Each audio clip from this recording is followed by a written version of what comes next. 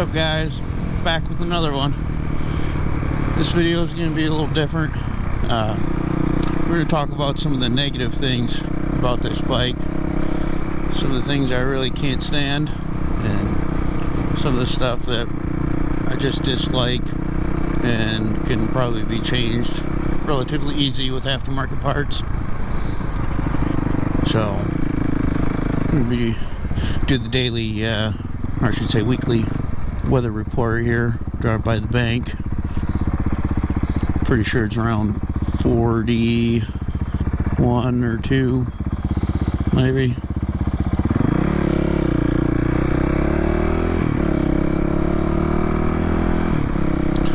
So I guess we'll start right off with it. The first thing that I really can't stand about this bike is the seat. The factory seat that comes with this thing is pretty much a 2x4 wrapped in vinyl, and it's just super hard. It's the same seat as that's on the race model, the R edition, and I think all across the 450 line. Pretty sure it's the same seat. And if they really intended you to do any on-road riding with this thing, I mean, you sit down on this bike and ride it with the factory seat for more than 15 miles, and it was pretty uncomfortable. And for the trails, it didn't really matter. I mean, you stand up a lot in the trails, but it was just the on-road riding of the factory seat is just ridiculous that they would put that R seat on this bike that was intended for somewhat street use, dual sport, whatever you want to call it, enduro. So yeah, that's number one, the seat. And as if you guys watched any of my previous videos, that was like the I think it was the second video I did was about changing this seat out. I got the Seat Concepts seat on here, the wide one, my big ass, but super comfy and well worth the money. And it's the second thing that I really can't stand on this bike are the damn blinkers. And I guess it's the same with all Japanese motorcycles. The right and left blinker are all integrated into the same side, and which is fine, but they don't self-cancel. Like when you turn or go around the corner, I mean, I guess I'm so used to my Harley where you turn on your blinker, say like right here, turning on my blinker in the turning lane, getting ready to turn. And on my Harley that I'm used to, you'd turn, the bike would sense you turned, would know you turned, and the blinker would shut off. As you can see, this blinker's still on.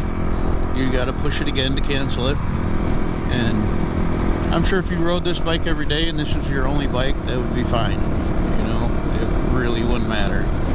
But I go back and forth between this and my Harley, and it's just I always forget. When I hop back on this thing, I always forget about that stupid blinker, just because I'm used to it on the Harley.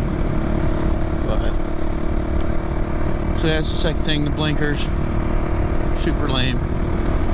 And you would think for the price you pay for this bike, Honda could have threw in a little fucking a gyro or a G-sensor, whatever the hell you want to call it, to sense that the bike was turning and that you were going back straight. It couldn't have cost that much to do that. And alright, so go on to the third thing, and that is the gauge cluster itself. I'm going to try to experiment and go down a dirt road. I don't know if they're cleared up yet, but we're going to find out. But yeah, the gauge cluster itself is absolutely ridiculous. They give you, oh yeah, nice dirt.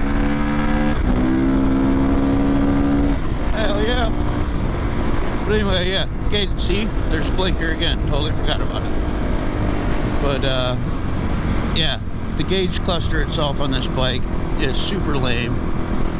It's literally the actual digital part that you see is 1 inch by 2.5 inches. I mean, and really the only reason I'm bitching about this gauge is because the crf450rl has a much bigger cluster and so much more information. Like, it tells you what gear you're in, it tells you the RPMs. I think there's a couple other things it tells you, but I don't know for sure. And it's so much bigger. I mean, you can see how much room is up there. We got so much more room for activities up there. And I know, like, 12 O'Clock Labs makes it an aftermarket gauge, and I think Haltech makes an aftermarket shift indicator gauge and stuff like that. But I mean, for the price you're paying for this bike versus the 300L, I feel they could have just used that same gauge on here, and that would have been so much better for what you're paying for this machine. So yeah, I think that's the third thing was the gauge. And the fourth thing, oh my god, a little slippery. Corners are soupy. But yeah, the fourth thing that I don't really like about this thing is shit, I forgot the fourth thing. Must not be that important. Oh, the transmission. Yeah, I mean the gearing on this bike, which yes, you can change it with sprockets in the back, go with like a smaller sprocket in the back, but really I think just like 6th gear in general could have been a little bit taller, because I mean at like 60-70 mile an hour on this thing, for any distance, I mean it feels like you're really wringing this thing's neck.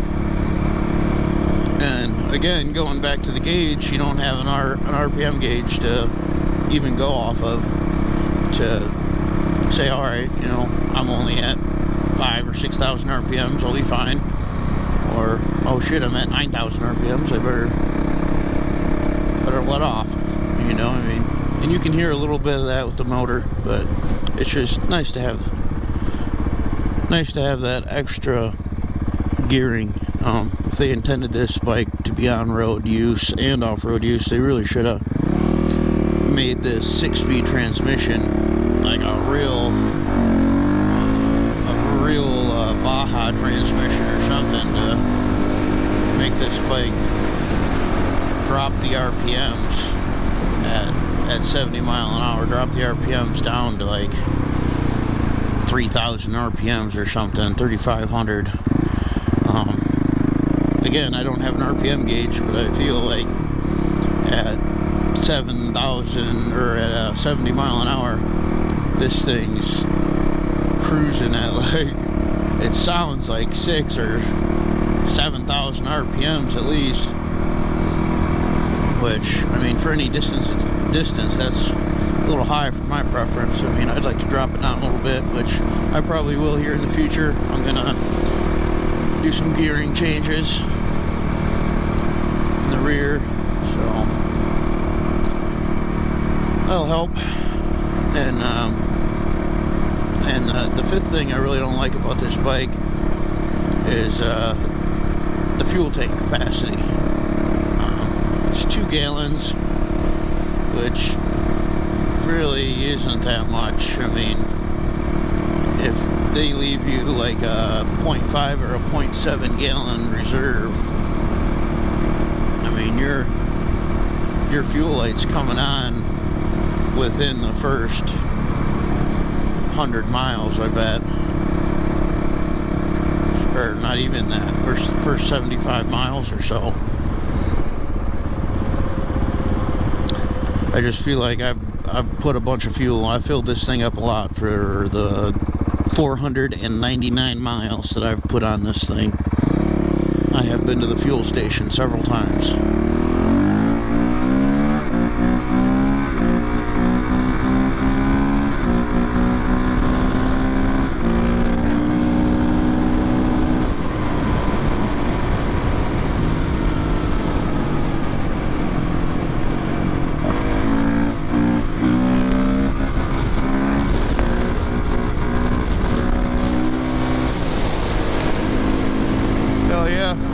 other dirt bikers.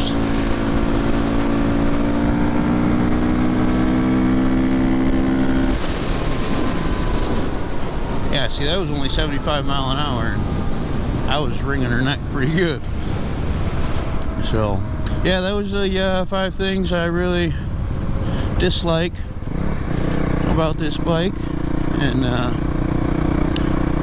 I mean, like I said, that's just things I dislike. I know a lot of you guys watching have these bikes. A lot of 450L owners out there, and a couple RL owners that watch. So put down below what you guys hate about your bikes, and what you feel Honda could have changed for the price you paid for your bike. So yeah, that's all I got, guys, and I'll catch you on the next one. Thanks for watching and subscribing, all that jazz. Catch you guys later.